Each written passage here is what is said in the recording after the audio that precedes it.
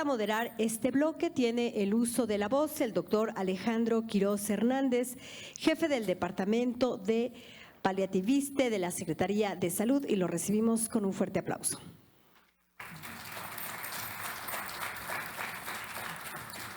Hola, muy buenas tardes. ¿Cómo estamos? ¿Todos bien? ¿Quieren levantarse tantito rápido para estirar? Sí, porque después del buen bocadillo, rápidamente, una pausa para la salud. Estamos en Paliativiste y en el ISSSTE promoviendo eso. Si hacemos un estiramiento hacia arriba, hacia los lados, para que esa cadera que tenemos y que presumimos pueda funcionar muy bien. Si todos volteamos hacia el lado derecho, le pediremos al compañero que está detrás nuestro que nos dé unas palmaditas en la espalda. A ver, vamos a ver. Todos voltando hacia la derecha. Y una palmadita, a ver, con calmita y con todo el respeto. Se invierte ahora, todos al lado izquierdo. Y le regresamos ese favor de esa palmadita a nuestro compañero y compañera. ¿Sí estamos bien? No se valen golpes fuertes, así es que suavecito. Bien. Listo, perfecto. Muchas gracias, muchas gracias. Vamos a continuar entonces con la tercera mesa. Y para iniciar con la siguiente ponencia, postura del Consejo de Salubridad General ante los cuidados paliativos pediátricos, tengo el honor de presentar al doctor José Ignacio Santos Preciado. Él es licenciado en Biología y maestro en Ciencias, doctor en Medicina por la Universidad de Stanford, especialidad en Pediatría en el Centro Médico de la Universidad de Utah. Tiene múltiples cargos, actualmente es secretario del Consejo de Salubridad. Le recibimos con un fuerte aplauso.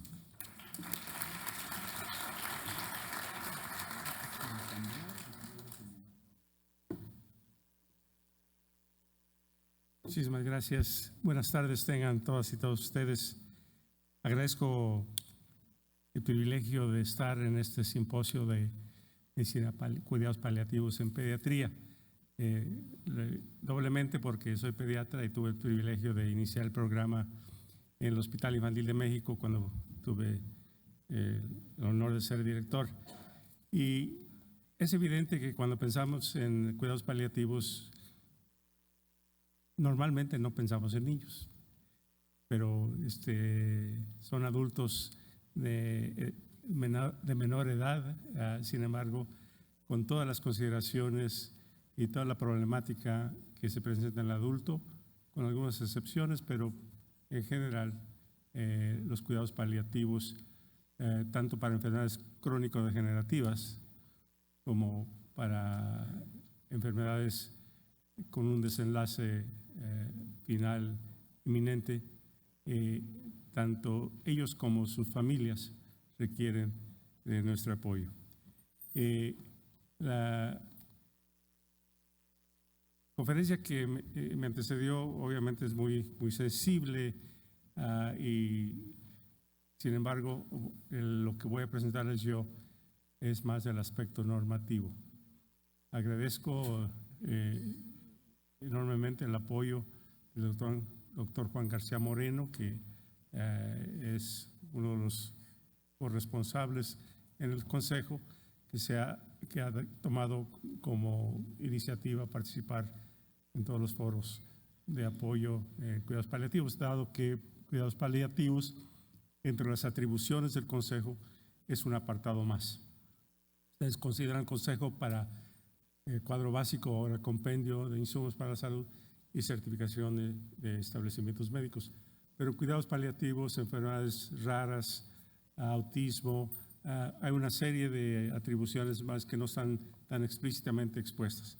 En este momento voy a presentarles lo que es la postura del Consejo ante los cuidados paliativos pediátricos.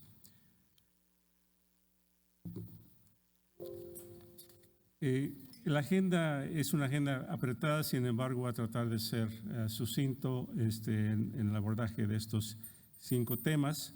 El primero tiene que ver con la consideración del contexto internacional.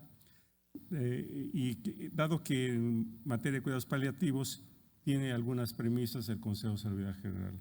La primera de ellas es considerar justamente el contexto, lo que les da legitimidad a nuestra labor. En ese sentido,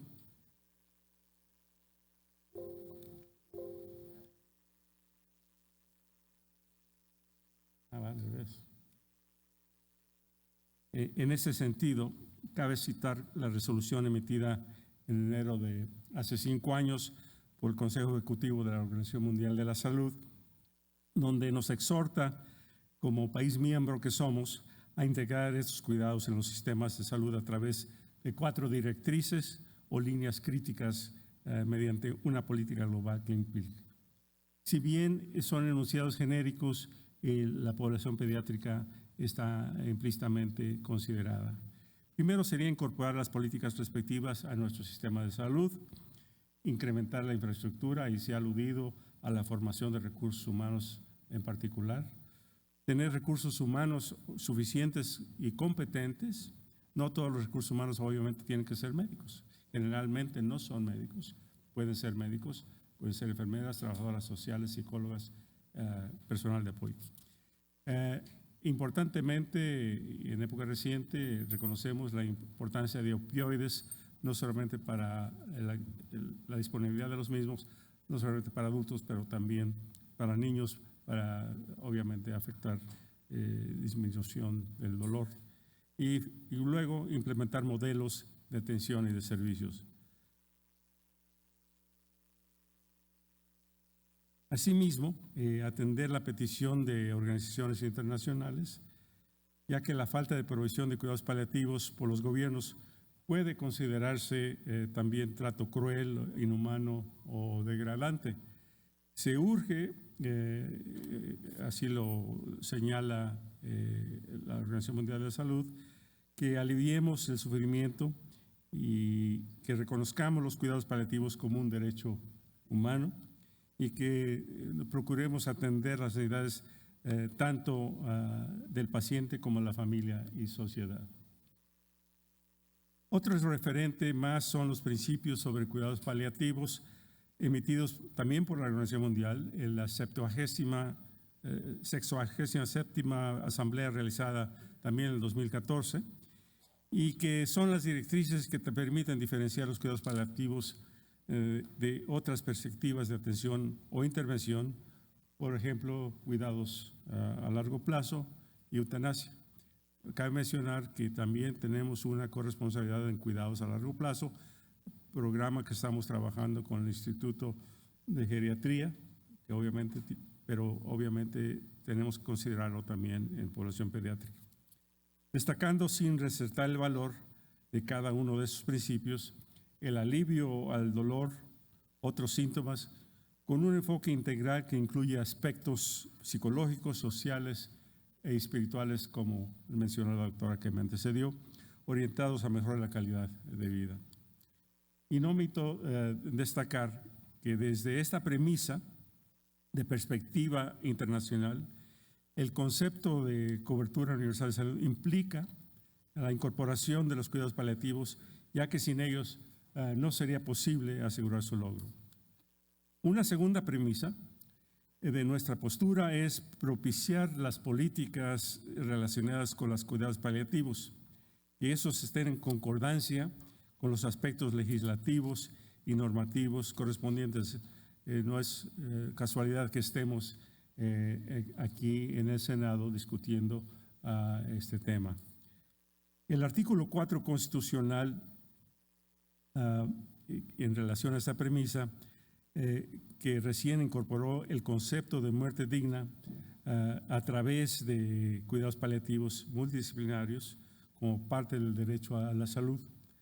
La Ley General de Salud, cuyo contenido se articula y se actualiza mediante iniciativas con proyectos de decreto que incorporan conceptos con enfoques actualizados, derivados del aporte de diferentes disciplinas científicas, y también las normas oficiales mexicanas que norman y especifican criterios y procedimientos específicos para el mejor desempeño de los y las profesionales con un enfoque de calidad y seguridad para los pacientes.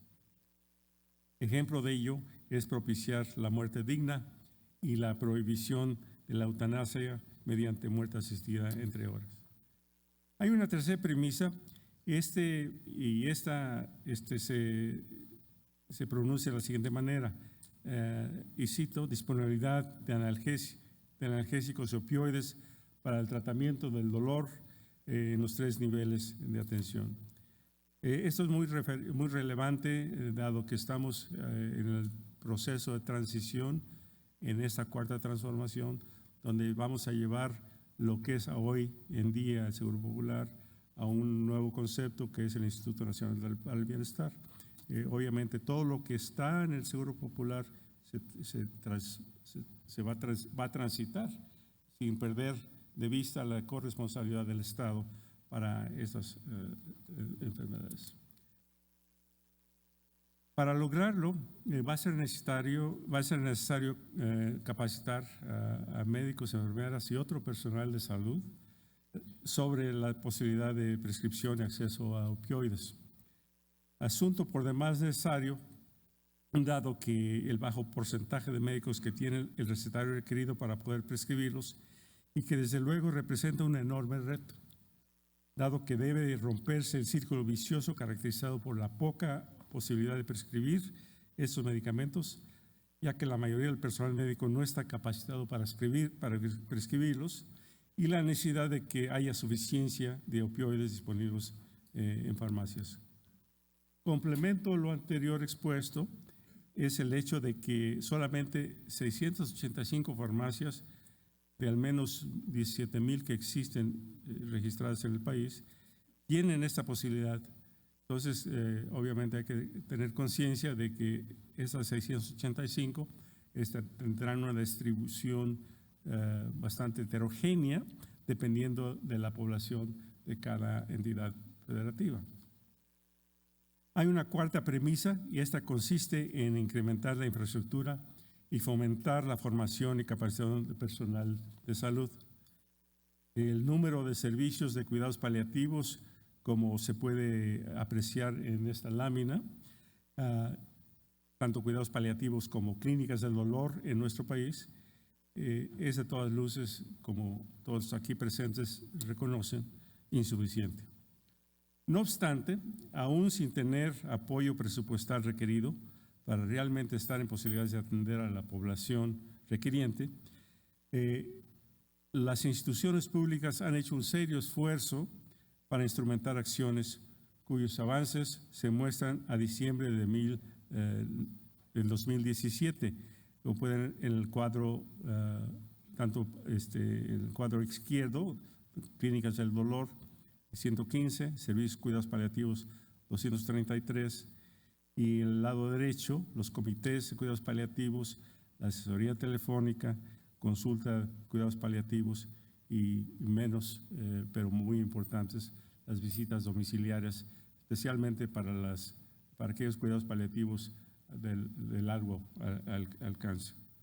Destaca aquí entonces de que desde 2014, cuando se emitió el acuerdo del Consejo de Salubridad General para impulsar esta iniciativa, y en 2017 el número de clínicas del dolor se ha incrementado notablemente de 42 a 115, como pueden ver ustedes en el cuadro a la izquierda. Asimismo, se instituyeron estrategias como la creación de comités de asesoría telefónica, y es ahí donde necesitamos mayor apoyo de la sociedad civil.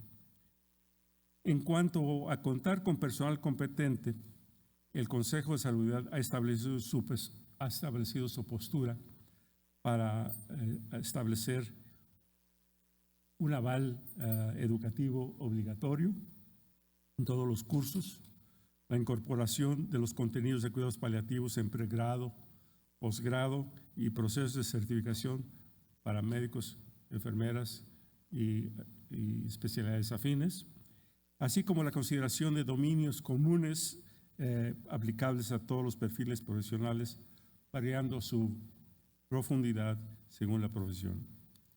Y finalmente, la última premisa que fundamenta nuestra postura es el de fortalecer a las instituciones públicas de salud para lograr modelos de atención eficiente. Desde luego que todo modelo o modelos requieren de financiamiento correspondiente para que la forma de organizar a los servicios de salud realmente atienda las necesidades de la población. El reto es lograr lograr la continuidad de la atención, optimizando la referencia y contrarreferencia entre los diferentes niveles de atención, referencia que desde nuestra perspectiva no debe ser escalonada, sino en base a la realidad y las necesidades de la gente. Finalizo diciendo que en este sentido, el Consejo de Salubridad General se pronuncia por un modelo de atención que, independientemente de la institución, uno, sus actividades paliativas sean acordes con las necesidades específicas de cada segmento de la población, particularmente la población pediátrica, neonatos, infantes, niños, niñas, adolescentes, mejorar la calidad de vida y propiciar una muerte digna, iniciar las actividades paliativas al momento de su diagnóstico, fomentar la atención domiciliaria, realizar esto con un enfoque integral, tanto biológico como psicológico y espiritual, y que sea de participación multidisciplinaria y el desempeño interdisciplinario, que se lleve a cabo con profundo sentido humano y que atienda las necesidades de los niños y las niñas, así como los familiares, y que se les capacite. Para el Consejo de Salubridad General, los cuidados paliativos son una atribución importante. Estamos continuamente revisando cómo es que podemos coadyuvar en ese proceso para que la operación del sector salud realmente tenga los instrumentos necesarios para su fin. Por su atención, agradezco mucho.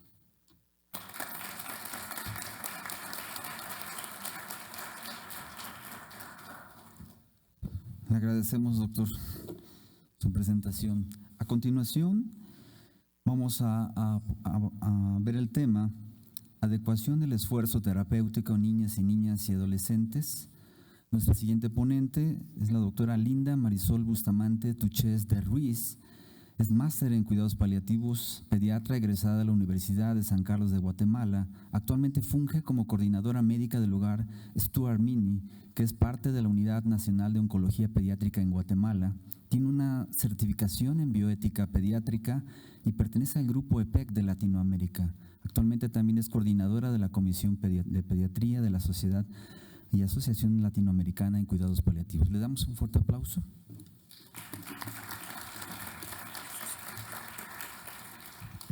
Bueno, a mí en lo personal, tarde lo descubrí, me gusta mucho el mar.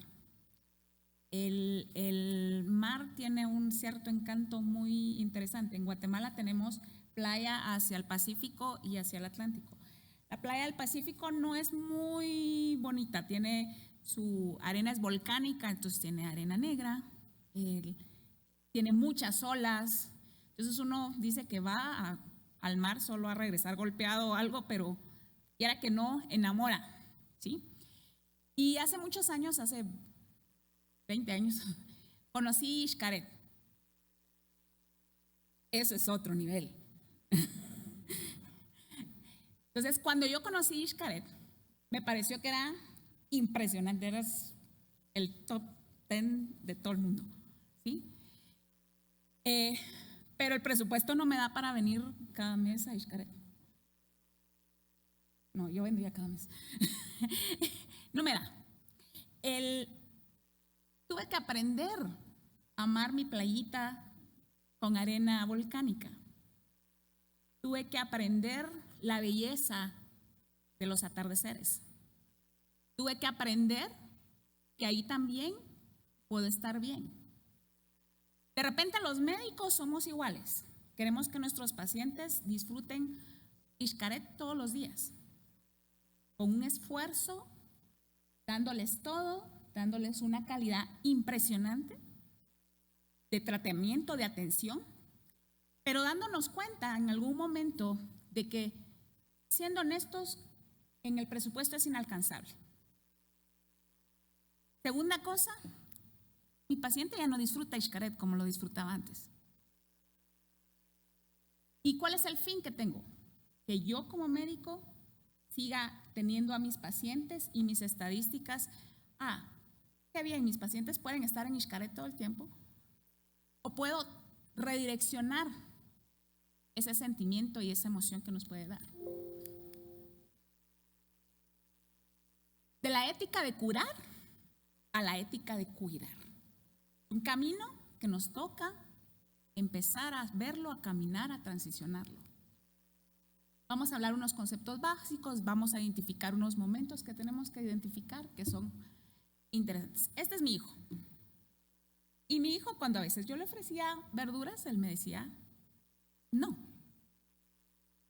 Y tenemos algunos momentos iguales en medicina. ¿Qué voy a decidir aquí con este paciente? ¿Cómo lo voy a ayudar? La comisión de Lancet lanzó un reporte el 2018 y me pareció muy interesante esta parte donde habla que cada año al menos 2 a 5 millones de niños presentan alto sufrimiento por problemas de salud y más del 98% de estos niños están viviendo con nosotros en nuestros países.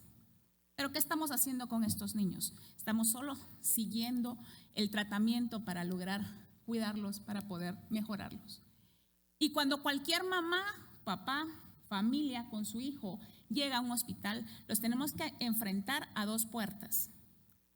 O va a un lado o va al otro. Y no nos damos cuenta que podemos integrar de mejor manera esto y abrir las 2 juntas para que vayan de la mano el paciente y pueda avanzar en esa transición de enfermedad que pueda tener. Ya hemos hablado de la definición, pero ¿qué es la adecuación o la redirección que tenemos que hacer? Es una decisión de redirigir, de adecuar las medidas terapéuticas y diagnósticas con predominio de medidas de confort, pero siempre enfocándonos en minimizar el sufrimiento.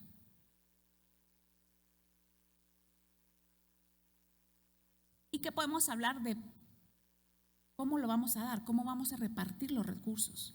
Seguimos hablando del presupuesto, lo seguimos mencionando esa necesidad que hay de ejecutarlo de buena manera, de adecuada manera.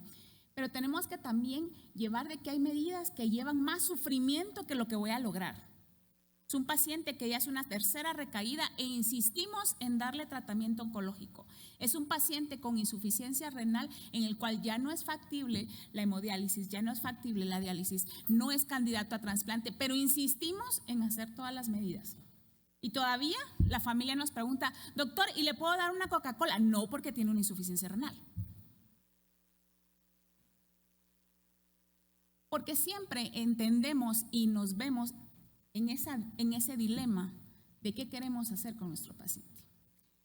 Siempre mencionamos la palabra eutanasia, es una palabra a la cual vivimos una relación como muy difícil porque se oye frecuentemente en nuestros países. Muchas veces yo lo he oído en papás que no lo dicen por una emoción o porque oyeron algo, lo dicen genuinamente, que dice, yo quiero que mi hijo mejor se muera. Dele algo para que se muera. Y el médico tiene que entender y saber cuál es la dirección que debe tomar, cómo puede contener a esta familia, cómo puede direccionar.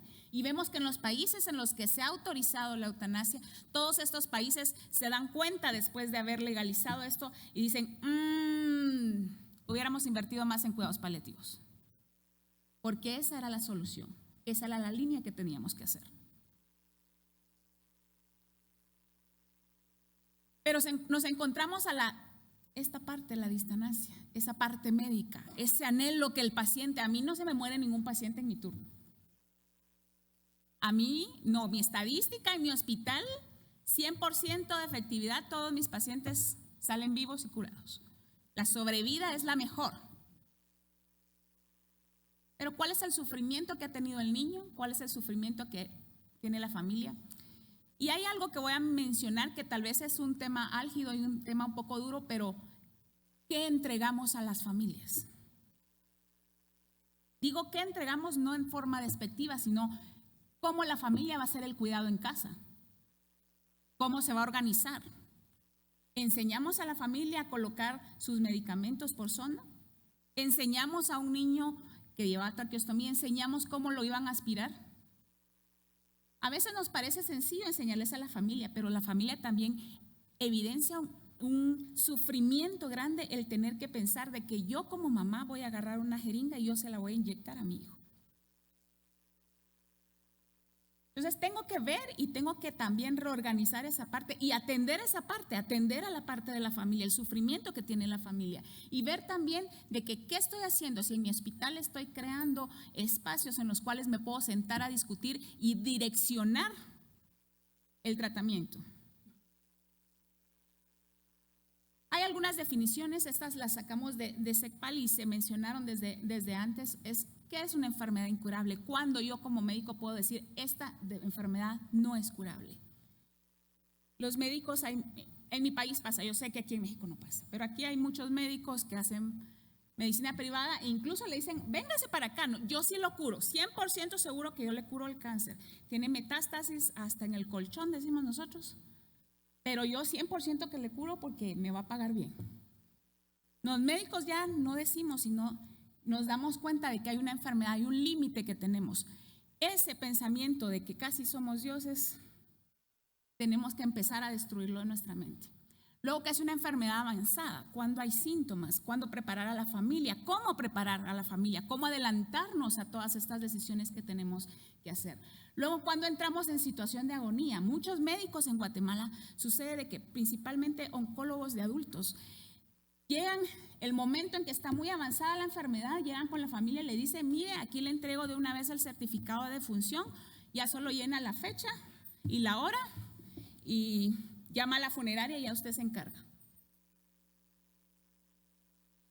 No, llegamos a perder esa parte de la atención. El médico, ese médico que podía estar en todo momento, en las alegrías y en las tristezas, recibiendo un bebé que nacía y era la emoción de toda la familia, pero también atendiendo a ese paciente que estaba pasando a otra etapa, a la etapa terminal, y atender el proceso de final de vida. Y quiero detenerme un momentito a recordarles, ¿por qué a veces a los médicos o al personal de salud en general nos da miedo los pacientes que están terminales? Es una sencilla razón. No hemos logrado ni siquiera procesar el momento o ese paso que a nosotros nos va a tocar dar un día, que es nuestra propia muerte.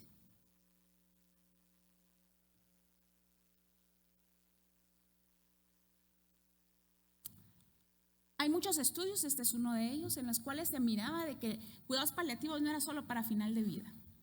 El paciente que está en una enfermedad que es muy seria, que es limitante de la vida, se ve beneficiado de tener a cuidados paliativos que camine a la par de ellos, que vaya direccionando, un director de orquesta. Al final la medicina es un arte. ¿Y cómo puede ser un arte bello? ¿Cómo podemos oír un concierto precioso de una sinfónica siempre que hay un director? Pero ese director oye todos los instrumentos. Oye al papá, oye a la mamá, oye al niño, oye a la enfermedad cómo va caminando. Porque eso también se nos olvida, que la enfermedad también nos habla. ¿Para dónde va? ¿Qué hacer? Esta gráfica me gusta mucho porque habla sobre que de repente tenemos que movernos y es un movimiento que va de un lado hacia otro. De repente la curación es lo más importante, aunque se disminuya el punto de prolongación de vida y principalmente el confort. El confort se refiere a que el paciente probablemente tenga que estar en el hospital, probablemente tenga que estar lejos de su casa, probablemente tenga que pincharlo más de lo que él quisiera.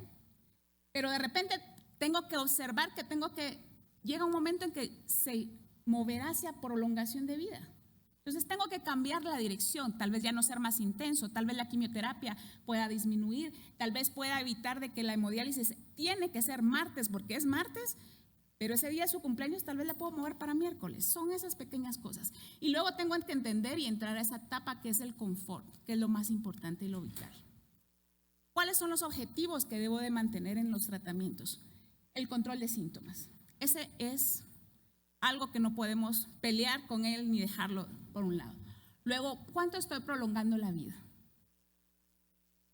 ¿Por qué a nosotros nos preguntan, ¿por qué das una quimioterapia a un paciente si es una leucemia en recaída? Pero es que el paciente es agosto y el paciente quiere llegar a su graduación en octubre. ¿Por qué le das a un paciente con retinoblastoma, un tumor en el ojo que tiene afuera el ojo totalmente, que tiene masa cerebral? ¿Por qué le das quimioterapia? Sabes que no se va a curar.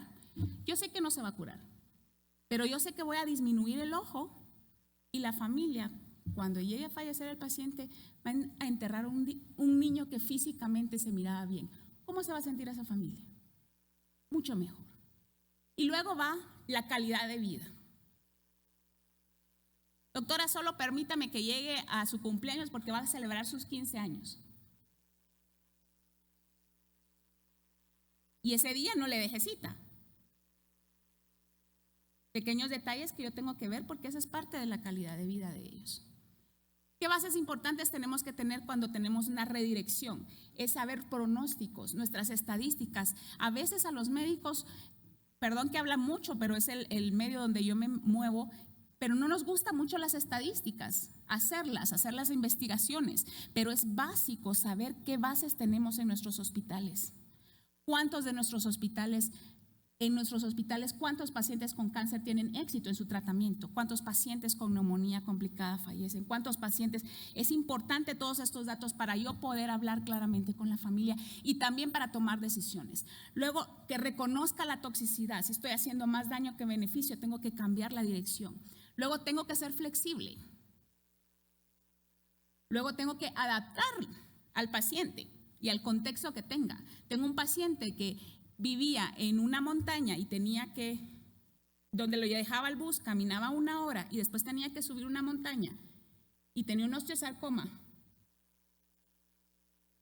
No le causaba dolor, no le causaba molestia y él no quería amputarse. Tenía que pensarlo 2 veces si tomaba una decisión de amputación o no. Luego, una comunicación real. Seamos sinceros con los padres de nuestros pacientes. Hay muchos estudios, hay uno principalmente donde se menciona que el médico sabe 3 meses antes que la familia, porque él no le quiere decir a la familia de que el pronóstico es bajo y que va a fallecer el paciente. En esos 3 meses, ¿cuánto pudieron haber hecho estas familias? ¿Qué pueden hacer la familia? Pueden organizar 1000 cosas. Pero no se los decimos, les ocultamos información también nosotros. Que sea una comunicación real, que oír el deseo del paciente y de su familia. Eso es un ejemplo en oncología. Podemos probar protocolos light o protocolos menos intensos en el cual el paciente pueda estar bien sin vomitar, pueda tener su actividad normal, pueda ir a la escuela, pueda pasarlo bien. Medicamentos por vía oral. Pero es que eso no cura, eso no baja. Pero va a aliviar los síntomas y va a mejorar al paciente. Adaptar dosis, días, tiempos. Y este es algo bien importante porque estamos hablando en esta mesa, estamos hablando sobre la ética. Y aquí son los dados con los que tenemos o los cuadros con los que tenemos que ir jugando. La justicia, la beneficencia, la no maleficencia, la autonomía. ¿Es un paciente menor de edad? La autonomía está subrogada a los padres. Pero tengo que oír a mi paciente. Tiene voz. Es un poco la descripción de lo que es cada uno de ellos, que no lo podemos olvidar. ¿Qué estoy haciendo? ¿Cómo dirijo mi tratamiento? Y es aquí donde entra lo difícil, porque esto es como una balanza. Yo tengo que ir poniendo cosas que estoy poniendo cosas que estoy viendo y qué pesa más. La cuerda de una guitarra, si la aprietas demasiado, se rompe. Y demasiado poco no suena. Al final, la dirección del tratamiento debe ser un equilibrio, buscando el bienestar del paciente sobre todas las cosas, para que el paciente esté mejor. Gracias.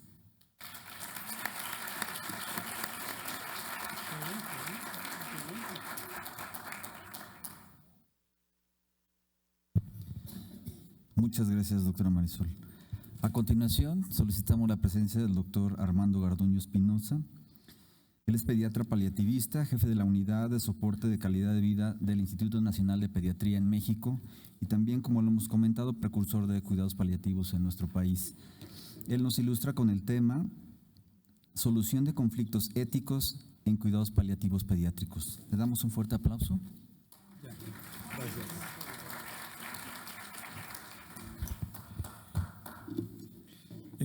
Quizá uno de los situaciones más complicadas de la medicina paliativa es la toma de decisiones en niños o adultos que tienen una enfermedad muy avanzada.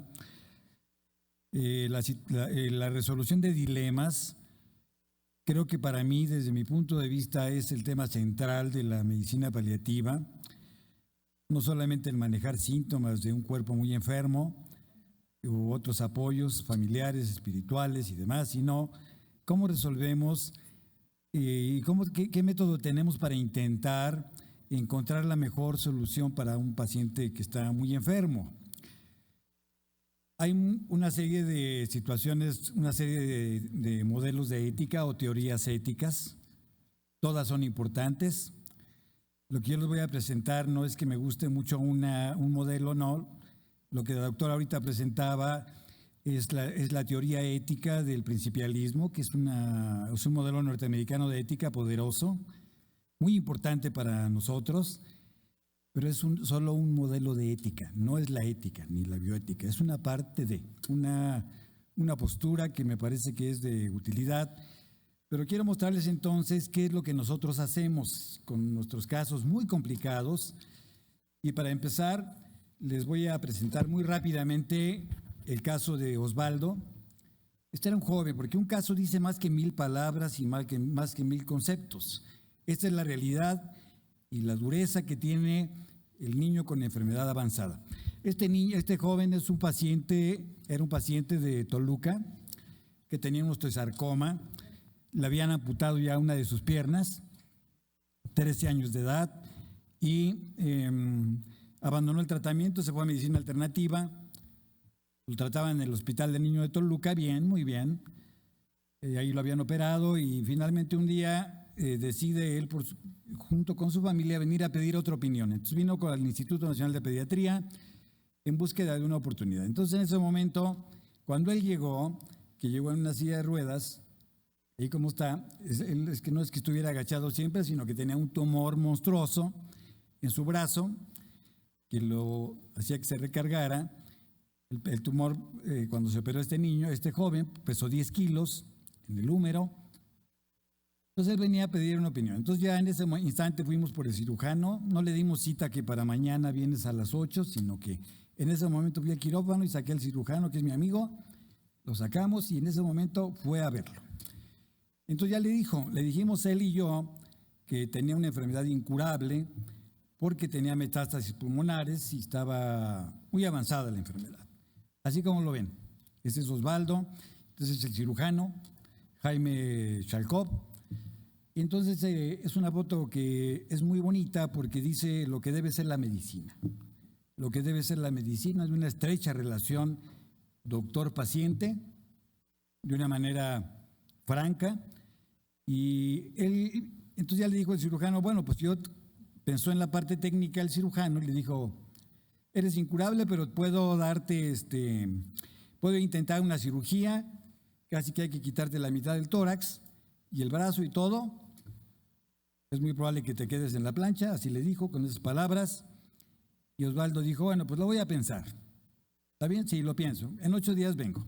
Y ahí estaba en 8 días.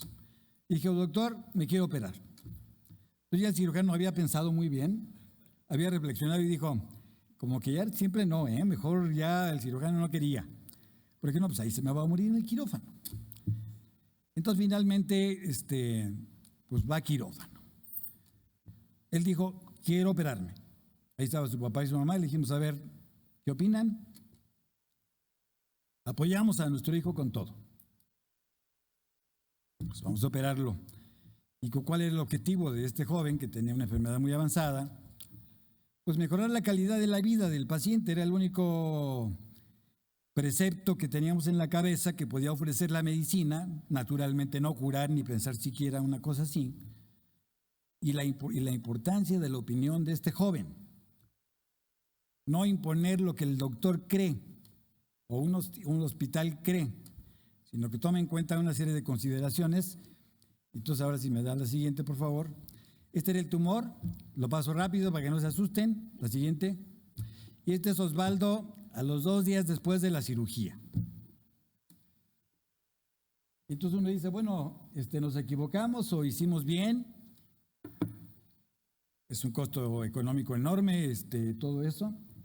Pero ahí estaba muy a gusto en terapia intensiva, extubado el señor milagrosamente a los 2 días después. Ni siquiera eran 8 días, sino fue muy rápida la evolución. La siguiente. Y aquí estaba Osvaldito, aquí está este joven. Naturalmente es el actor principal de la película. Este es el Cruz Azul, todo el equipo de Cruz Azul. 15 días después de la cirugía fue a convivir porque el sueño que tenía era ir a convivir con los de Cruz Azul. Aquí estaba muy a gusto con su playera que le dieron autografiada, muy contento. Y ahí estaba, y así vivió Osvaldo 2 meses más. ¿Fue correcto o fue incorrecto? Entonces, en este tipo de dilemas éticos, unos pensarán de una forma y otros de otra forma. ¿Qué tenemos que hacer tener como clave central? Pues la tolerancia y escuchar las opiniones de todos. Todas son valiosas. Y entonces, ¿cuáles son el modelo de ética que prevalece? ¿El principialismo de Beauchamp, de los norteamericanos, o la casuística, también norteamericana, o el utilitarismo, o la ética de las virtudes aristotélica? ¿Cuál es el principal modelo? Entonces, desde mi punto de vista, que nos ha tocado ver ya en este momento miles de niños en estas situaciones, pues es la que les quiero presentar y espero que sea un método que les ayude a intentar. No quiero decirles que tenemos nosotros la razón, ni mucho menos, pero queremos que nuestros médicos tengan una metodología para resolver problemas complejos. Nadie nos la enseña, jamás. No hay ningún libro que te diga cómo se resuelve un problema. Esto es de la vida diaria y esto les quiero compartir. La siguiente. Entonces, cirugía paliativa extensa o a casa con el dolor. Eso eran opciones. Podía decidir el adolescente que preguntó la doctora en la mañana de Culiacán. ¿Valía la pena operar? Que el hospital gastara ese dineral para operar a este joven que tenía una expectativa no tan larga de vida. La siguiente. Y todo lo que les quiero proponer, espero que lo puedan ver, es esta figura donde nosotros empleamos varios modelos de ética para intentar llegar a lo que la doctora Quesada va a decir en un ratito, que es el interés superior del niño. Ese es el paradigma, ese es el centro de todo. Hagamos lo que al niño le convenga, no lo que yo quiero como doctor. Entonces aquí un modelo de ética muy viejo es el modelo de la casuística. Para mí es fantástico este modelo porque es de gran práctica, de gran resolución y no andamos aquí para andar orando ni mucho menos. Estamos aquí para resolver problemas médicos muy difíciles. Entonces, las indicaciones médicas de este modelo de la casuística habla del nivel de la enfermedad. ¿Está avanzada, no está avanzada? ¿Es incurable, no es incurable? ¿Está en la fase final, etcétera? Nos dice cómo es el nivel de la enfermedad. Eso no es la hoja de indicaciones, es el nivel de la enfermedad. Es el tema más importante para mí, cómo está el nivel de la enfermedad. Y luego, lo que el paciente prefiere, el ejercicio de su libertad, de su autonomía. ¿Qué decía Osvaldito? Yo me quiero operar. Ahora, también es muy importante la calidad de la vida. Va a ayudarle al niño a mejorar la calidad de la vida, un procedimiento grande. Si le ayuda, hagámoslo. Si no le ayuda, pues claro que no lo vamos a hacer, no vamos a dañar al niño. Y luego el contexto que tiene que ver la familia, si lo apoyan, cómo está el dinero, el trabajo del papá, la escuela del niño, todo eso estas son los 4 componentes de la casuística que me parece maravilloso para resolver problemas en forma práctica. ¿Qué es lo que la sociedad nos pide? No nos pide la sociedad que hagamos una oración por un niño. La sociedad en el plan de profesionales de la salud nos pide que resolvamos un problema de salud. Luego, como parte de este mismo modelo de ética, están las máximas médicas. La medicina tiene 3 reglas máximas. Quitemos el sufrimiento para todos los pacientes, no hay uno que no. Todo paciente hay que quitar el dolor, apliquen el 100%.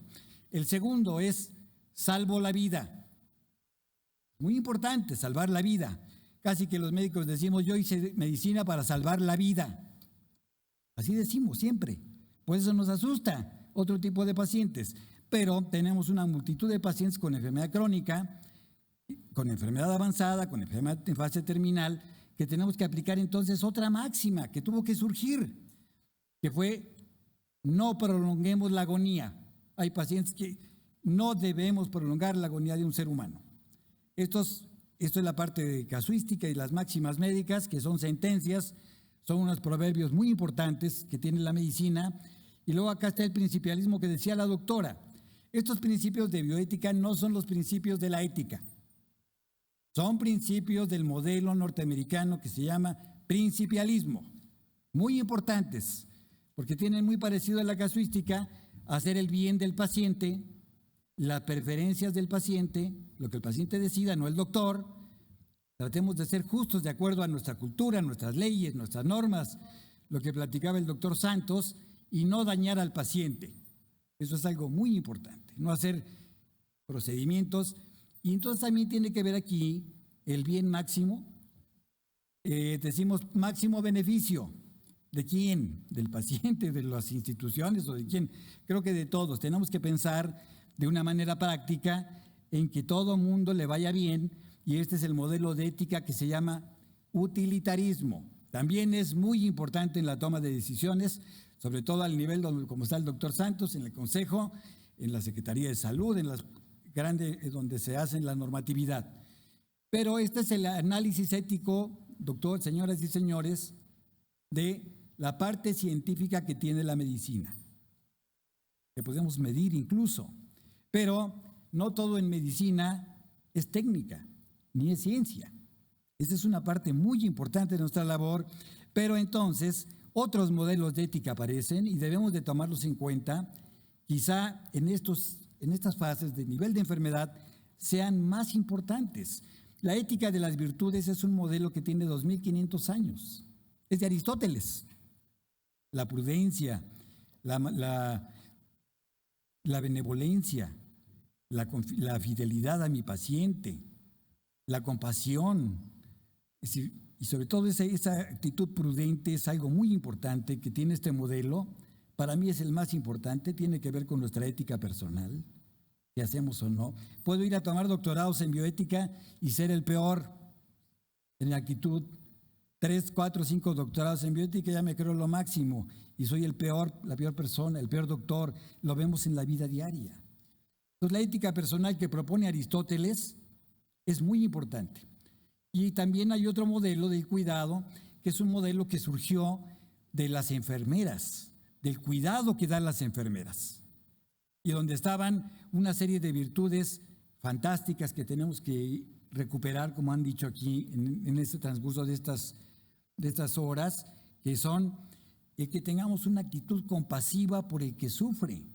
Nosotros insistimos, debemos de hacer medicina compasiva con nuestros jóvenes médicos y nuestros pacientes, sí. Enseñarlo diario, sí. Y la compasión no es tener, se me fue la palabra, no es tener lástima por alguien. La compasión es un sentimiento de un doctor o de un profesional por ayudar a alguien que está en problemas, en tragedia. Debemos de impulsar eso con nuestros doctores, claro, diario.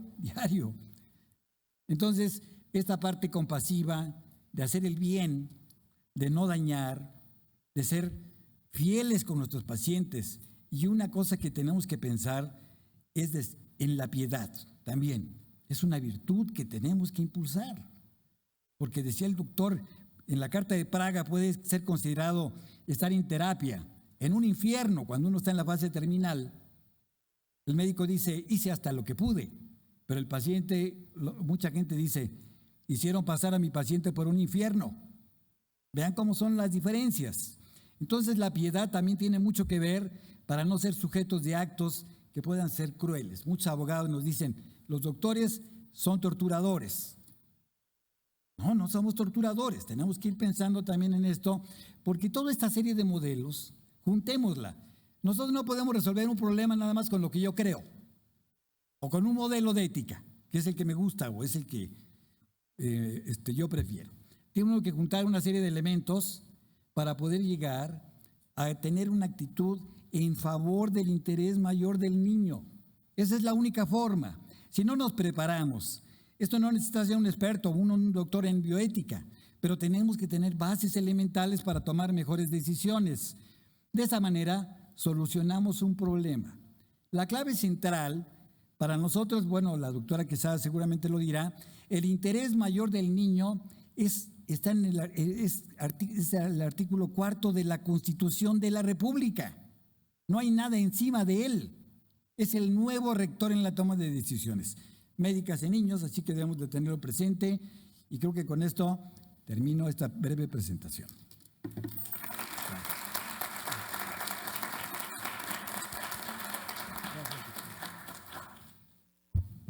Muchísimas gracias, doctor Armando. Vamos a continuar con nuestro programa. Sin embargo, vamos a hacer un paréntesis porque, bueno, el doctor José Ignacio Santos Preciado se tiene que retirar por agenda. Y bueno, le agradecemos mucho, doctor, su presencia y la verdad estamos muy agradecidos en este simposio por este apoyo que nos está brindando y como siempre a cargo del Consejo como Secretario General de Salubridad. Le damos un fuerte aplauso al doctor para despedirlo.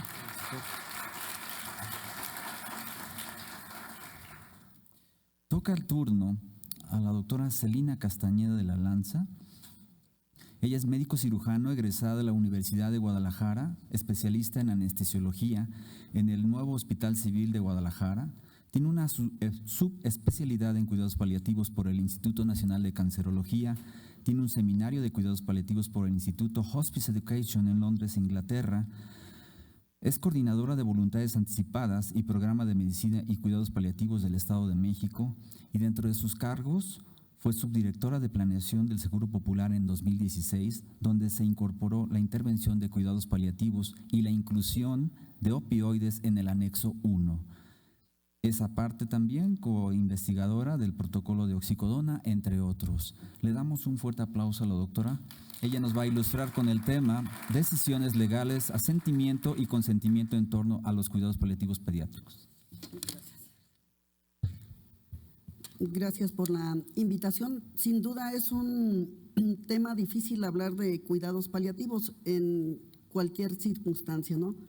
Pero hablar de cuidados paliativos en pediatría todavía es más difícil. Es difícil porque estamos hablando de la enfermedad, de la vida de una persona, de sus complicaciones, de la pérdida de su calidad de vida, de la aparición de síntomas y de una serie de circunstancias que van a cambiar la dinámica de la familia. De tal manera que si para un adulto es difícil enfrentar el proceso de enfermedad y probablemente el de morir, en un paciente pediátrico es más complejo por las emociones y sentimientos que pueden tener las personas que están conviviendo con él. Los cuidados paliativos pediátricos que tienen una población de pacientes más reducida, más variada, con un espectro diferente de enfermedades, disposición limitada de tratamientos también, no hay tantas presentaciones pediátricas, lo estamos viendo con los opioides, los factores que influyen en qué etapa de desarrollo está el niño, los padres que están profundamente involucrados o los disponentes legales, ¿no? Y que también son los cuidadores. Falta personal que tenga competencias desarrolladas en cuidados paliativos pediátricos. ¿Cómo haremos para manejar el periodo de duelo, la aflicción, la angustia de los padres si no tenemos habilidades psicológicas y sociales? Dificultades también a la hora de definir cuestiones jurídicas y morales, el impacto social que tiene el que un niño se muera. Y todo esto pues hace necesario que nos organicemos. Hay otros aspectos que van a distinguir el cuidado paliativo para los niños, ¿no? Pero vemos allá en negritas el papel de la familia. Los padres representan legalmente a su hijo en todas las decisiones clínicas, terapéuticas, éticas y sociales. Y también están profundamente involucrados como cuidadores y responsables en la toma de decisiones.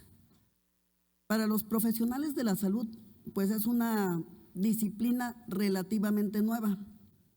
Si tomamos en cuenta del 67 a la fecha que la doctora Cecil Saunders abre el primer hospice en el mundo, el San Christopher, pues serían 52 años.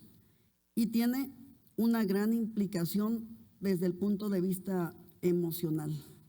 Y es difícil para todos, ¿no? La familia, cuidadores, médicos o amigos. Podemos reconocer también aspectos legales y éticos. A menudo no se respetan los derechos legales del niño ni sus deseos y no lo dejan participar a la hora de elegir. Puede haber conflictos entre la ética, la conducta de los profesionales que están atendiendo a ese menor y la legislación. Ya decía el doctor Armando Garduño, ¿no? Nos posicionamos en la ética principalista, en los 4 principios bioéticos, pero a veces no podemos separar nuestro propio marco de referencia para poder plantear los dilemas éticos y morales de la toma de decisiones en estos casos de manera correcta. El impacto social y la aflicción y el duelo. ¿A qué tendríamos que regresar?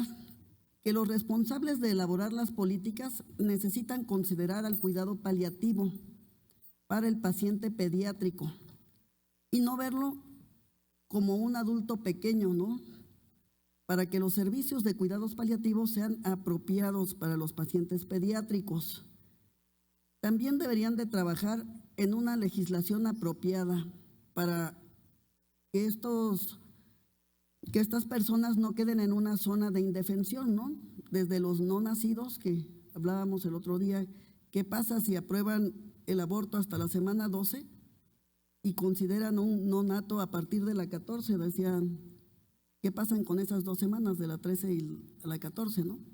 ¿Dónde quedan esos niños, los neonatos, los lactantes, los niños y los adolescentes?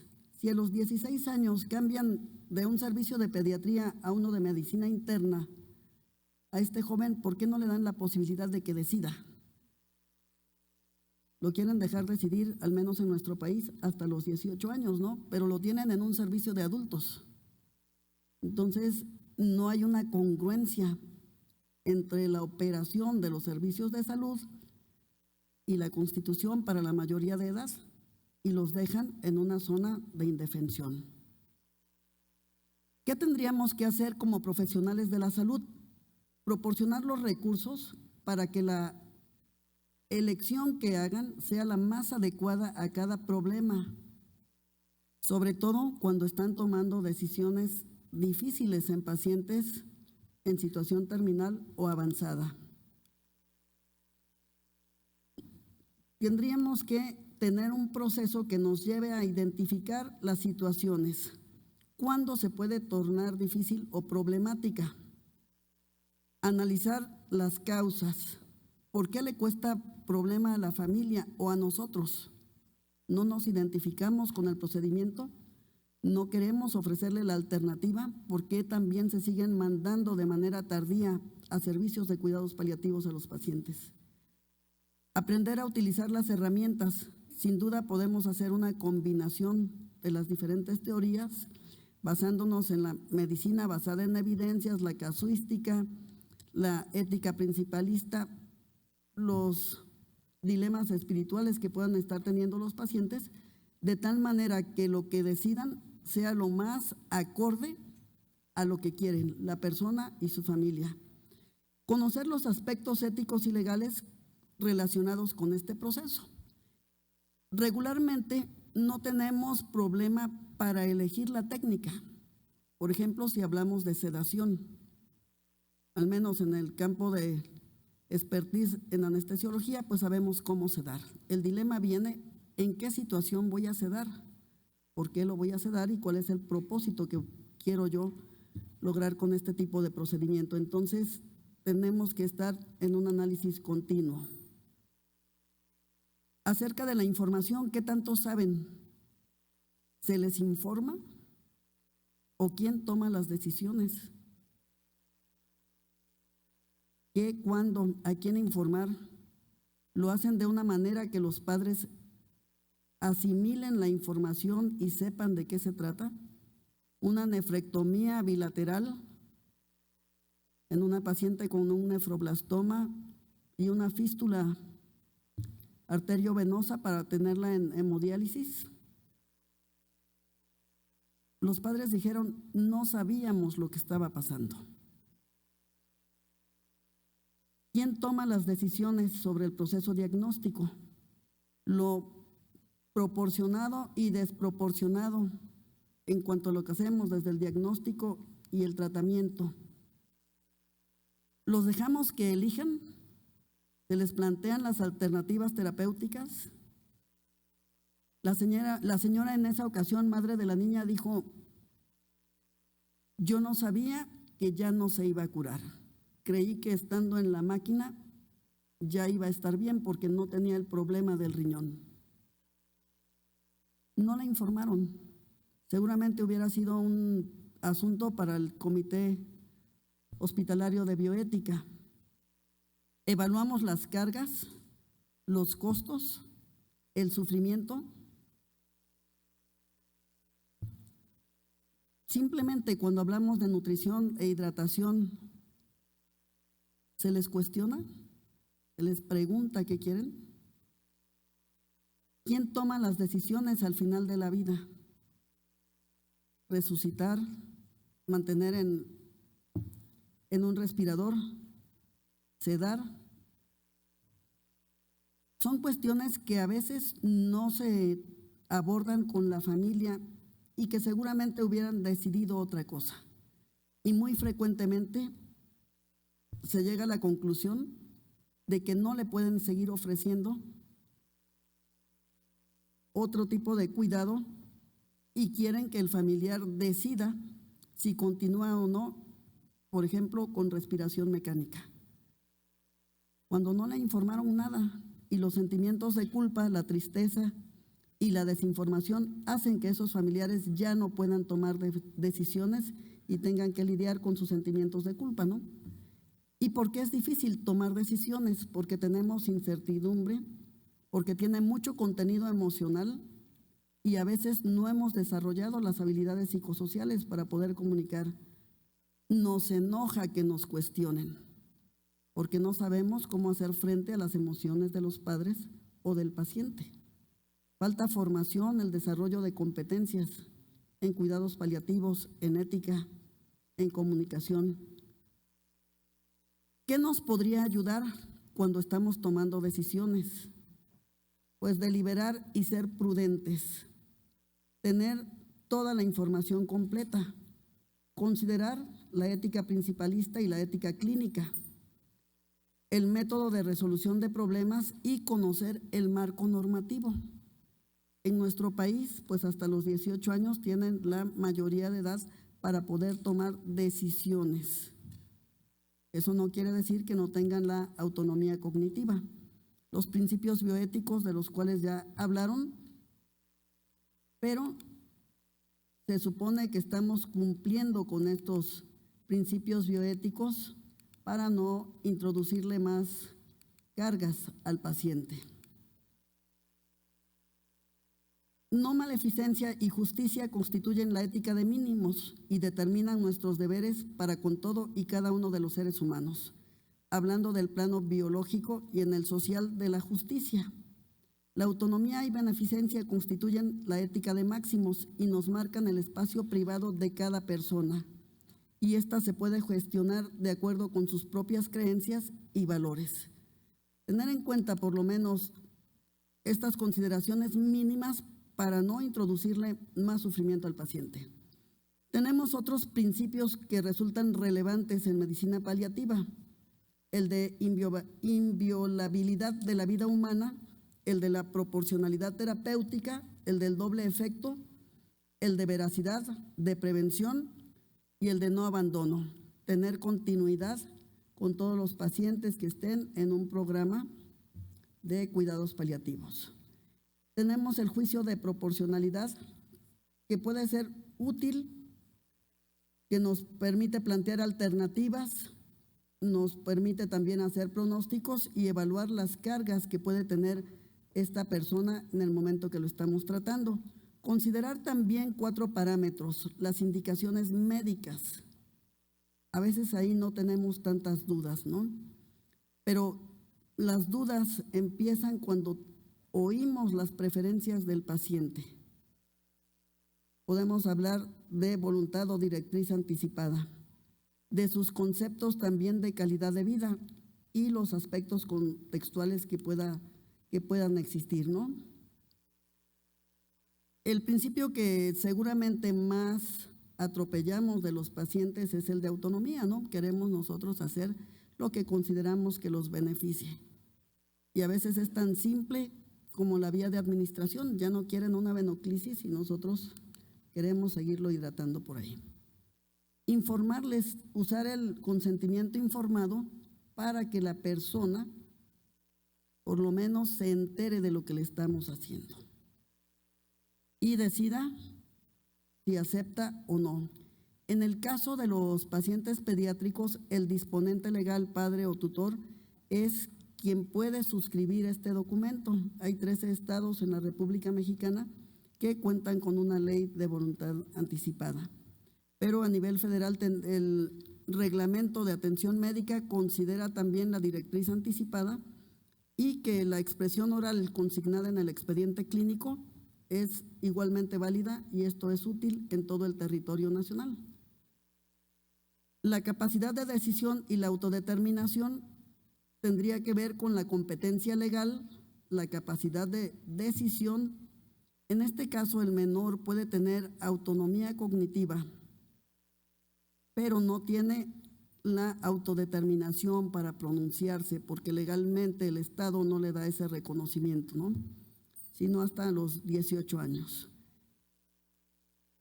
Si consideramos que el paciente es competente, debe tener capacidad para entender la información, saber cómo está su condición de salud, qué consecuencias va a tener que le amputen un miembro, que le pongan la quimioterapia, que se quede en el hospital y que le podamos explicar esto de una manera que él entienda y pueda elegir. En este caso será su pronunciamiento a través de sus disponentes legales.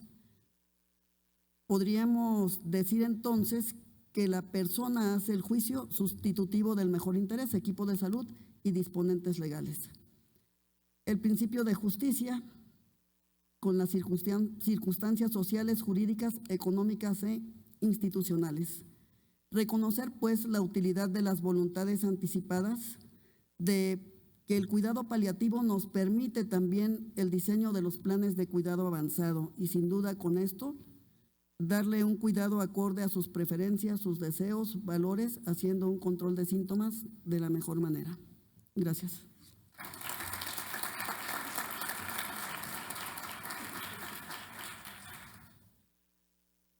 Bien, muchísimas gracias, doctora. A continuación, me es grato presentar a la doctora Lisbeth Quesada Tristán. Ella nos aborda el tema Enfoque de Derechos Humanos y Bien Superior de la Infancia. La doctora Lisbeth es médico paliativista formada en St. Luke's Roosevelt Hospital en Nueva York. Es pionera de los cuidados paliativos en Latinoamérica, defensora de los habitantes de Costa Rica en el 2005 y 2009 con reconocimiento, fundadora de la Unidad de Cuidados Paliativos en el Hospital Nacional de Niños con más de 30 años de trayectoria. Tiene una maestría en la Universidad de Costa Rica y es presidenta de la Fundación Pro Unidad de Cuidado Paliativo de Costa Rica, que obtuvo el premio Sasakawa por la Organización Mundial de la Salud en el 2018 durante la 71 Asamblea Mundial de Salud. Le recibimos con un fuerte aplauso. ¿Cuál es el de pasar y cuál es el de...? Todavía que no corre el tiempo porque no he empezado a hablar. ¿Ah? Sí. Este es el de pasar. Con este. Con el de arriba paso. ¿Estás segura? Bueno, ya son 29 años de hacer cuidados paliativos pediátricos en el Hospital Nacional de Niños en Costa Rica. Y bueno, esa experiencia no la tiene nadie en América Latina todavía. Bien, vamos a hablar sobre este enfoque de derechos humanos y el bien superior de la infancia en cuidados paliativos. Vamos a tener que ir muy rápido porque son muchas. Todas las personas tienen derecho a una asistencia sanitaria de calidad científica y humana. Por tanto, recibir una adecuada atención médica al final de la vida no debe considerarse un privilegio, sino un auténtico derecho. Y bueno, tenemos la Declaración de los Derechos Humanos que se dan después de la Segunda Guerra Mundial, que hablan cómo todos esos derechos humanos son inherentes, son propios, son interrelacionados, interdependientes, indivisibles. Todas las personas tenemos esos derechos por el simple hecho de pertenecer a la raza humana, por haber nacido aquí, y el mismo concepto sobre la dignidad. Y el principio más importante en términos de derechos humanos es el principio de la universalidad, que es esa piedra angular, el derecho internacional de los derechos humanos. Universalidad, todo el mundo, pobres, ricos, gorditos, flacos, bonitos, feos, con dinero, sin dinero, lo que tú quieras, todos por el hecho de pertenecer a la raza humana. Y esas son sus características de los derechos humanos. Son universales, son irrenunciables, no puedo renunciar a ellos. Son integrales, independientes, indivisibles y son jurídicamente exigibles, y esto es una de las cosas más importantes, son jurídicamente exigibles. Puedo entrarle a funcionar, puedo demandar de la maquinaria estatal y de toda la jurisprudencia y el sistema judicial para que mis derechos sean respetados. Pero alguien se tiene que comprar la bronca. El paciente, alguien más, la sociedad, en fin, ¿quién se va a comprar la bronca? Y en muchas ocasiones somos los médicos los únicos que vamos a hablar por los derechos de los niños con los que estamos tratando, porque a veces hasta tenemos al director del hospital, el servicio, el departamento y hasta los padres en contra. Y los únicos que están hablando por los derechos de los niños, en este caso, en mi experiencia, los paliativistas. Bien, estos son los objetivos generales que ustedes manejan en cuidados paliativos, ya hemos hablado mucho de eso, y los objetivos de cualquier programa de cuidados paliativos dados por Damsis y Lisandres: control de síntomas en forma particular, la atención personalizada, integral a los pacientes, el participar en la toma de decisiones, el servir de soporte y apoyo a la familia y mantener a los profesionales que realizan el trabajo de cuidar al paciente en condiciones óptimas, evitando el desgaste. Esto es fundamental. ¿Por qué es fundamental? Porque el sistema nos explota, porque el sistema pide y pide y pide, y nosotros damos y damos. ¿Saben por qué? Porque somos buenas personas, decentes, y escogimos estudiar una profesión como medicina para ejercer esa magia de la curación. Pero cuando no nos cuidan y no nos enseñaron a cuidarnos, muy rápidamente vamos a dejar de dar lo que tenemos que dar. Y hay muchas formas de dar y de hacer programas de cuidados paliativos. Hay hospicios, hay unidades en los hospitales, hay grupos independientes, hay equipos que solo tienen visita domiciliar o grupos de soporte, hay centros diurnos de cuidados paliativos de adultos y de niños, hay centros integrales, en fin. Muchas veces una excusa de que no hay dinero no es la mejor excusa para decir que no tenemos programas de cuidados paliativos. ¿Por qué? Porque podemos empezar con lo que tenemos y aspirar para el futuro. Porque los modelos son modelos, se quedan en papel, señores, y siempre la realidad es así de grande y el modelo así de chiquitito, y tratamos de meterlo en la realidad y no cabe. Lo importante es empezar a andar, es empezar a trabajar con lo que se tiene. La voluntad personal y la voluntad política es indispensable.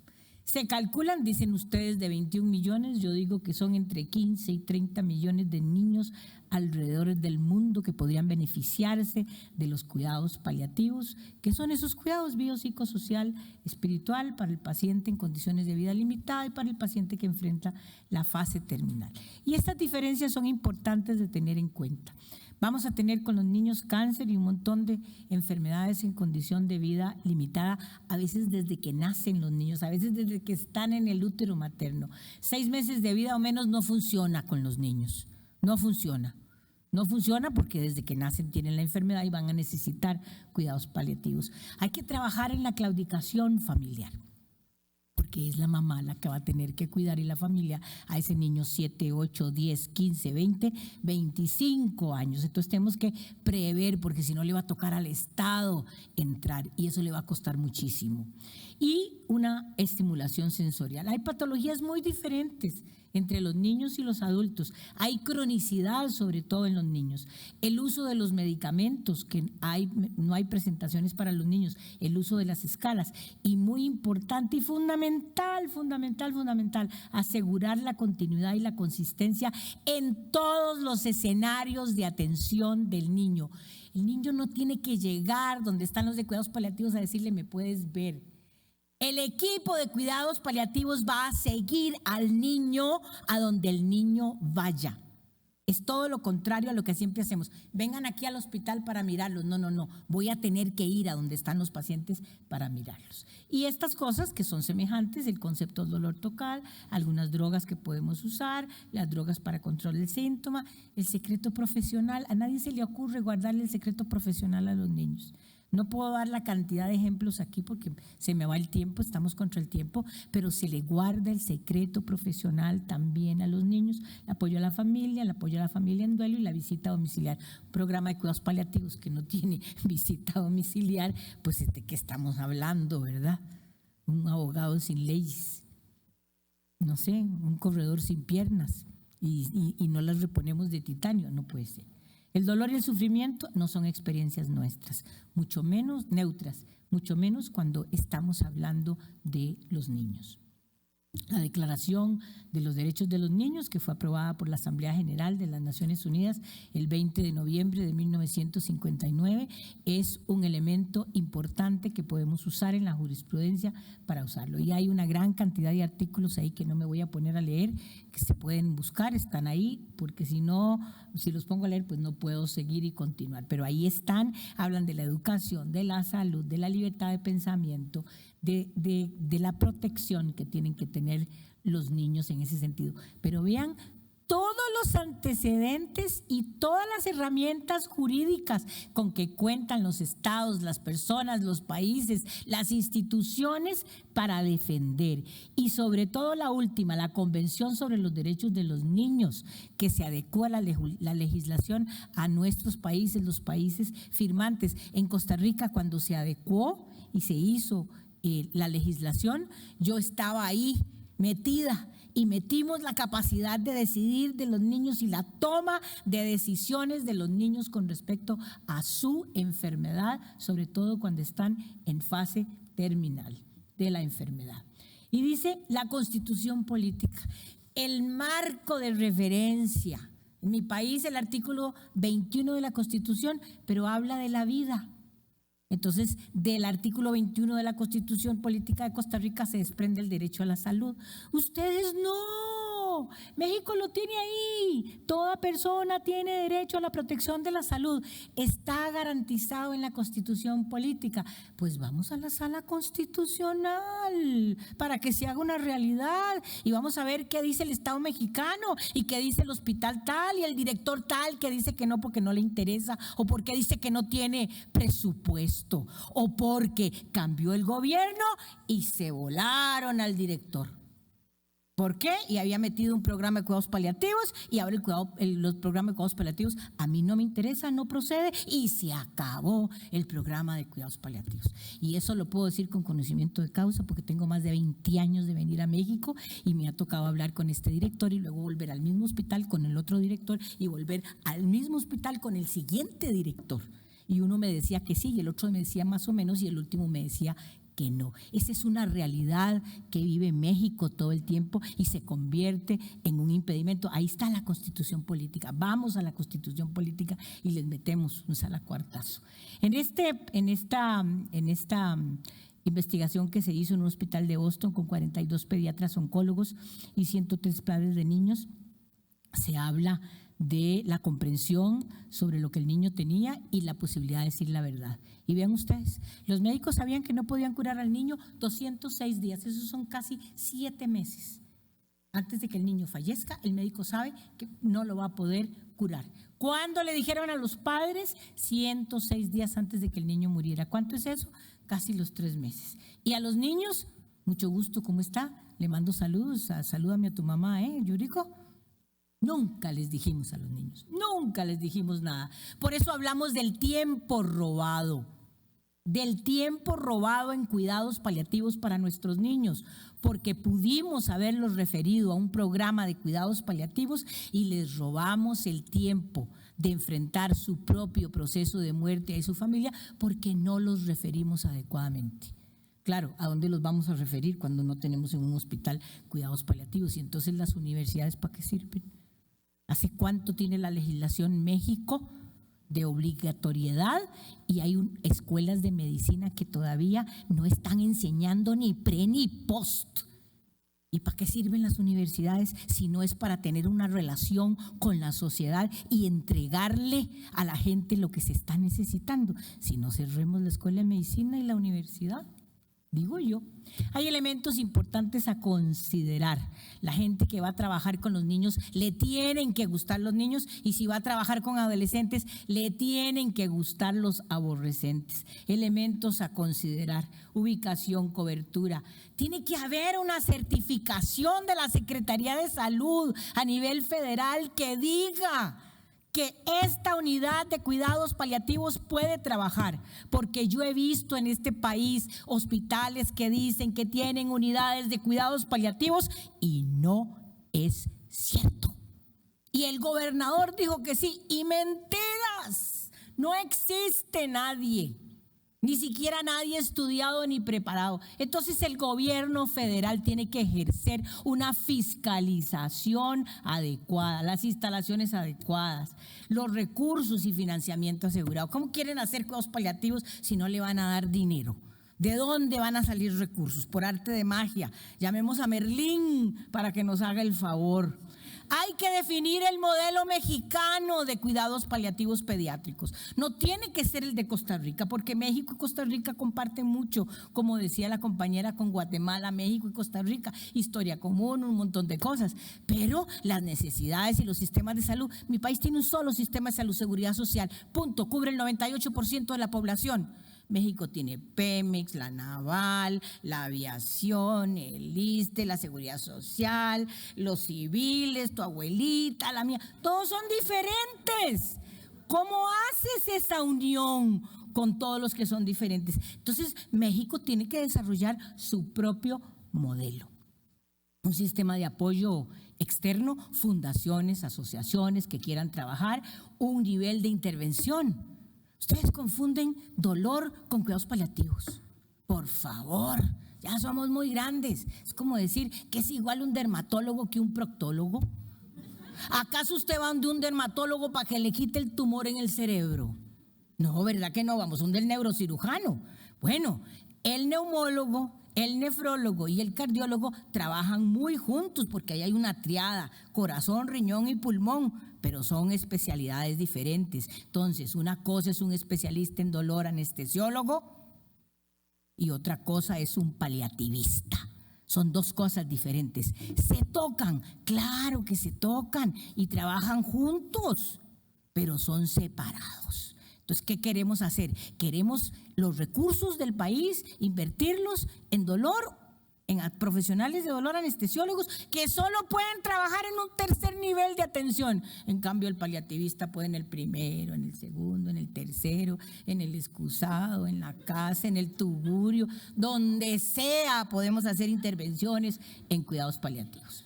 Y tenemos que trabajar con los adolescentes, y que son muy difíciles, sí, pero si no te gustan, no trabajes con ellos. Tenemos que tener personal capacitado y empático. Hay que tener un conocimiento cognitivo de las características de los niños y los adolescentes. Hay que ensuciarse las manos cuando se trabajan con los niños.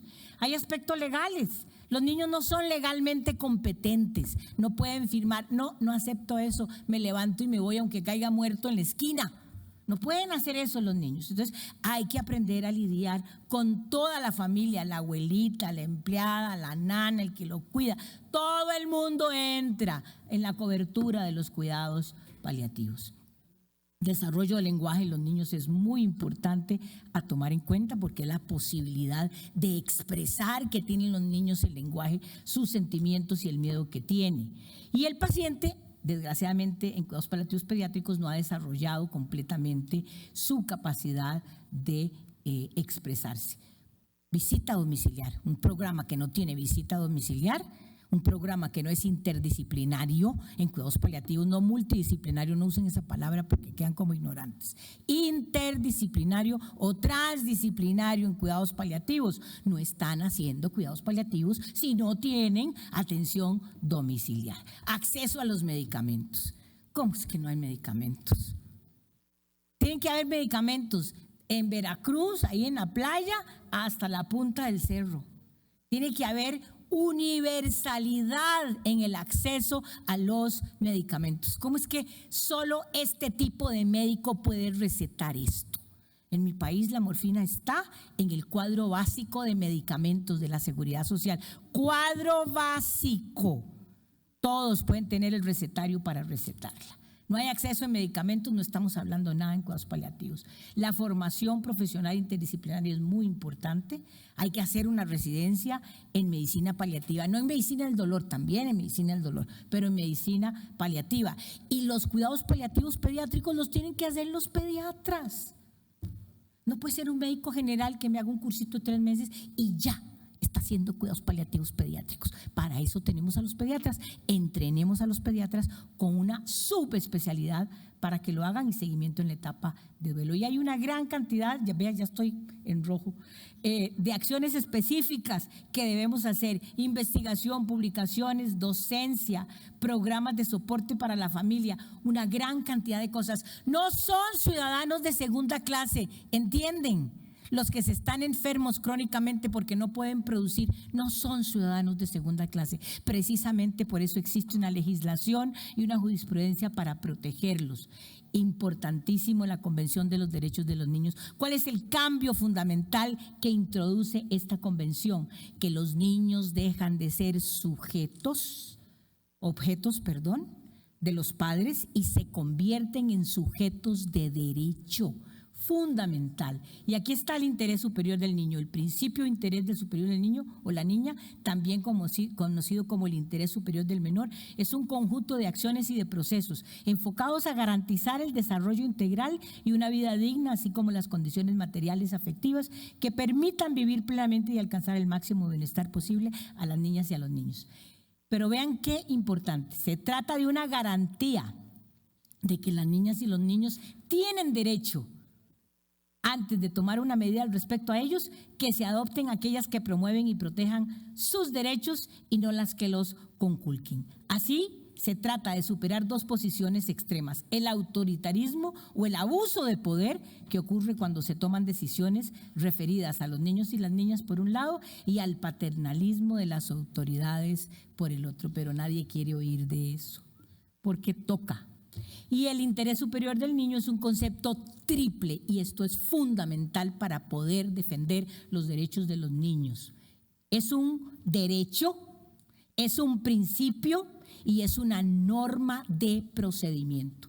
Se trata entonces del derecho del niño y la niña y su interés superior que sea considerado y que prime al sopesar los diferentes y los distintos intereses en la cuestión que les afecta. O sea, hay que tomarlos en cuenta. Tienen derecho, son sujetos de derecho.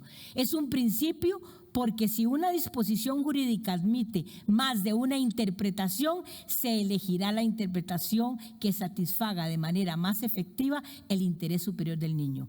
Y es una norma de procedimiento siempre que se deba tomar una decisión que afecte el interés de las niñas y los niños, y el proceso deberá incluir una estimación de las posibles repercusiones de esa toma de decisión en los intereses de los niños y las niñas. La evaluación y la determinación de su interés superior requerirá garantías procesales. No se me ocurre a mí, garantías procesales. Se debe, por ejemplo, dejar patente y explicar cómo se ha respetado ese derecho en la decisión que se tomó. O sea, pone el huevo en el expediente, di cómo llegaste a esa conclusión para que sea también apelable. Los cuidados de un pueblo que presta a sus ciudadanos más frágiles, es un exponente de su grado de civilización. En este esfuerzo colectivo, los médicos, fieles a nuestra mejor tradición humanística y humanitaria, siempre debemos estar comprometidos. Muchas gracias.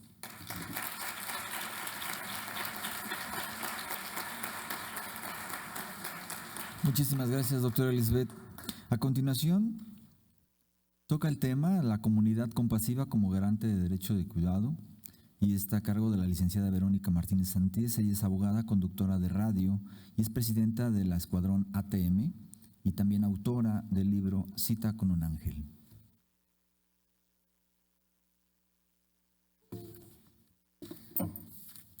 Buenas tardes a todos.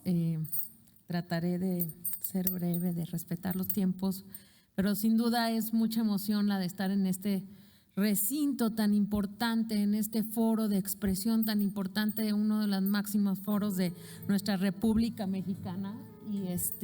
Y bueno, antes de comenzar, pues si bien lo vemos, mejor, nos vamos, vamos a presentar este video como organización civil. Hoy la verdad es que vengo más como mamá de un paciente que es mi hijo, que fue mi hijo, él padeció glioma de tallo y de un día para otro se le diagnosticó el glioma y yo no quise saber, como mamá que no está preparada ni al desapego ni a nada, qué era el glioma de tallo. Yo solo sabía que era un tumor y que él iba a salir adelante.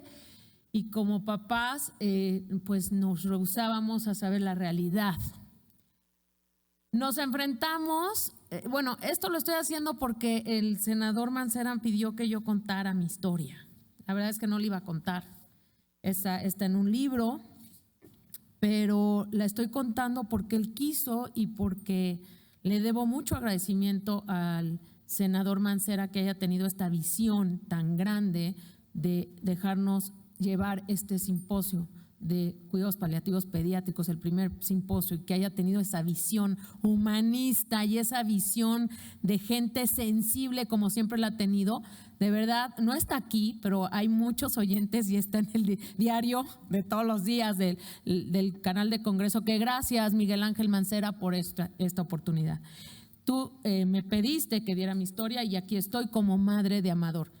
Y seguía yo contando la historia, le determinan un glioma de tallo, no quisimos hacer frente a este fatal diagnóstico y entonces entramos en esta fase de lo que los médicos y el día de hoy y en esta mesa de ética lo han comentado muchísimo, hasta dónde nosotros íbamos a llegar para que mi hijo no se fuera de este mundo.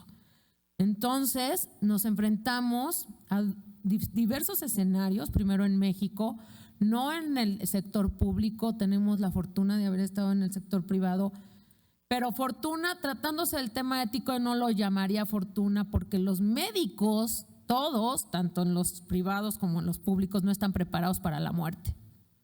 Y la verdad no van a dejar que un niño se muera.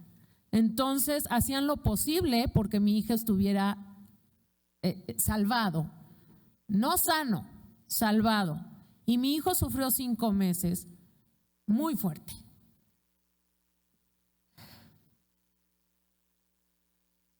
Perdón.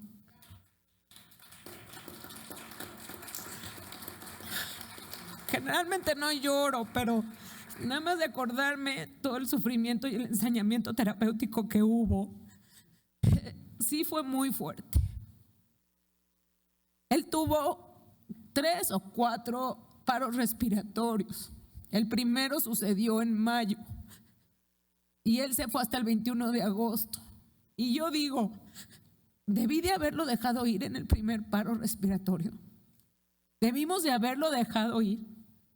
Quizás si yo hubiera llegado a una institución pública donde se tiene el equipo de cuidados paliativos tiene que atender, porque no hay estos grandes aparatos ni estas grandes estructuras de salud donde pueden seguir manteniendo al niño con vida. Y les hablan con la verdad y les dicen, pues la verdad es que su hijo tiene un tumor en el tallo cerebral y el tallo es el que controla todas las funciones y entonces una vez que tiene el tumor en el tallo pues es fatal. Es como me contaba el doctor Garduño que le decía un tarahumara, le decía, bueno, entonces doctor, es como si le cortaran el tallo. Sí, es como si le cortaran un tallo a una flor. Nosotros no lo supimos. De aquí salimos a Baltimore. Gracias a Dios teníamos los recursos con toda la esperanza de que mi hijo saliera adelante, y mi hijo iba muy, muy grave. Y llegó a Baltimore y sí hubo una diferencia, puedo decir. Sí hubo una diferencia en el trato en cuanto a cuidados paliativos. Y nos abordaron de otra manera emocionalmente. Nos dijeron, por favor, los papás tienen que estar las 24 horas del día con el niño. La infraestructura, como dice la doctora, basta. Hay camas para que se queden los papás al lado del niño, para que el niño no se sienta solo, porque a mi hijo ya le había dado una psicosis por estar solo en las noches en un hospital en un hospital privado, maravilloso y muy caro aquí en México. No nos dejaban estar con él. Esa es mi historia. Y en esta mesa de ética, yo como madre digo, y lo digo en este libro, lo debí de haber dejado ir, o debimos de haber luchado por él hasta el último momento. ¿Quién nos ayuda? ¿Quién está ahí para ayudarnos a tomar esa decisión? Porque los padres no estamos preparados para dejar ir. ¿Qué padre va a dejar ir a su hijo? O sea, sí necesitamos mucho apoyo, necesitamos mucha información, mucha educación, y disculpen si de verdad cambié mi discurso. Así lo quiso el senador y quizá tiene razón, para sensibilizar a los presentes y sensibilizar a los senadores y a todos los diputados que estén viendo ahorita en el canal del Congreso este programa. Por favor, sensibilícense, porque se necesitan recursos para el tema de cuidados paliativos, para la educación, pero también para la infraestructura, pero también para etiquetar, para que los equipos de todas las instituciones tengan a todo este grupo integral, como lo decía la doctora Yuriko, ¿no? Y bueno, una disculpa, pero bueno, continuando con lo que me toca hablar, que es la comunidad compasiva como garante de derecho. Después de todo este acontecimiento de mi hijo, pues nos dedicamos, yo tenía una asociación civil y la convertí su objetivo principal en el cuidado, en la atención y la coadyuvancia a la atención de cuidados paliativos, y se llama Escuadrón ATM, este programa de acción. Y bueno, pues esto es lo que hacemos. Y disculpen las lágrimas.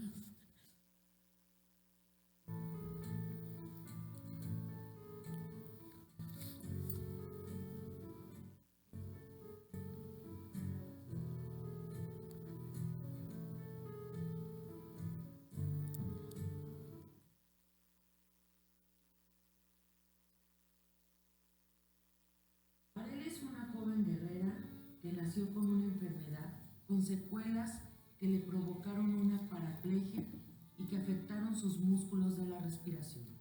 Ante esta situación, fue necesario realizarle una traqueostomía. Ella ha sobrevivido a diversos procedimientos y a la utilización de aparatos gracias al enorme esfuerzo de su familia, en particular de Jovita, su madre. No hay obstáculo para ellas más que lo económico. Arely cumplirá 15 años y su respirador BiPAP, que se conecta a su traqueostomía a fin de que pueda respirar, les cuesta alrededor de 2,500 pesos la renta al mes. Hoy ya no les alcanza y Arely tiene un sueño: festejar sus 15 años como toda una quinceañera. Gracias a maravillosas voluntades que donaron recursos a Escuadrón ATM, ha sido posible adquirir un nuevo BiPAP que ha sido entregado al Instituto Nacional de Pediatría, y que a su vez se lo presta a Arely para que pueda cumplir sus sueños. Hoy, Arely ya festejó felizmente sus 15 años con un soporte valioso a su calidad de vida y con las grandes esperanzas de que en un futuro pueda trabajar en aquella institución que ha sido su segundo hogar, el hospital.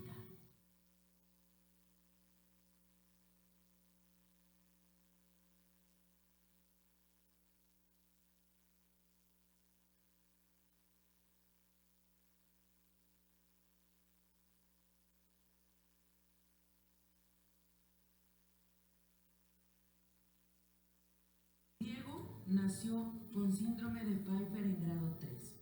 Hoy se encuentra en fase terminal.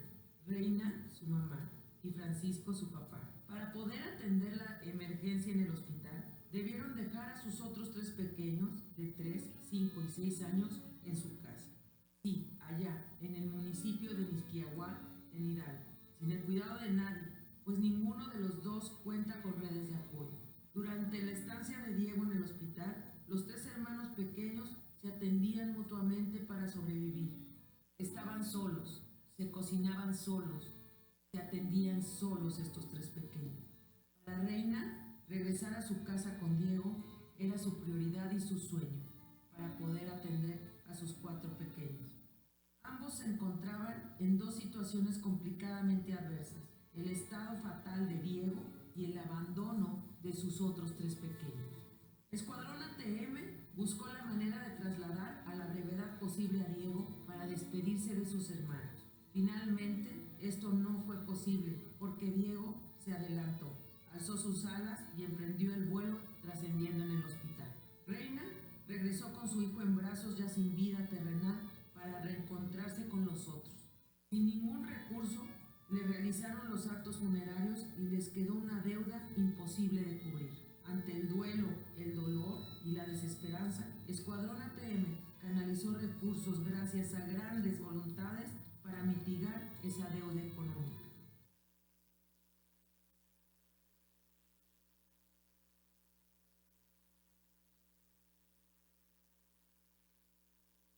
Jonathan tiene 5 años y padece cáncer desde hace 2. Hoy se encuentra en fase terminal y su deseo es regresar a la Sierra de Oaxaca, donde se encuentra su casa, y ver a su padre y a su hermano.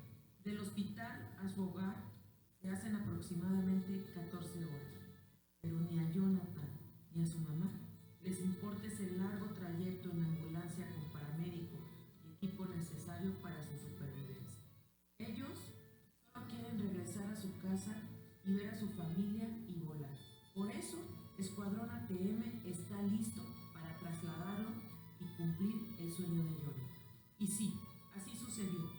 Se trasladó, llegó a su hogar, volvió a jugar con su hermana, besó a su padre y 2 semanas después se despidió de ellos y de la mano de su madre dio su último respiro, alzó las alas.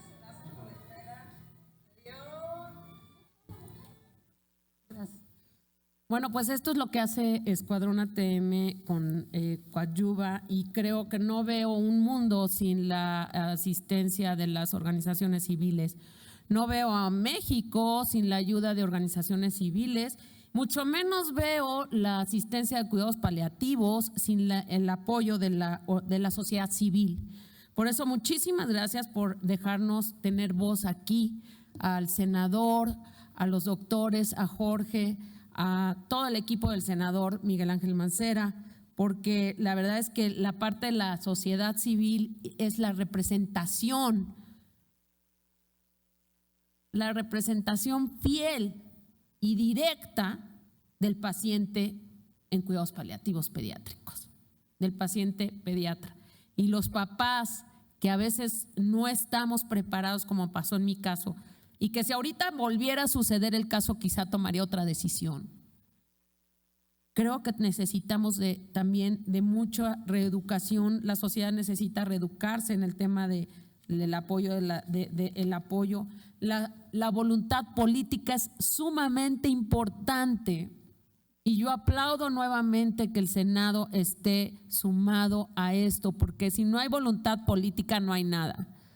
La voluntad política también por parte del gobierno, que yo agradezco muchísimo que el día de hoy haya estado el doctor Ramiro López, quien tuvo también la voluntad y la unión de todas estas voluntades junto a los especialistas, que son quienes tienen el expertise, y junto a la sociedad civil. Creo que solo así el movimiento de cuidados paliativos pediátricos podrá salir adelante. Muchísimas gracias y estoy a sus órdenes.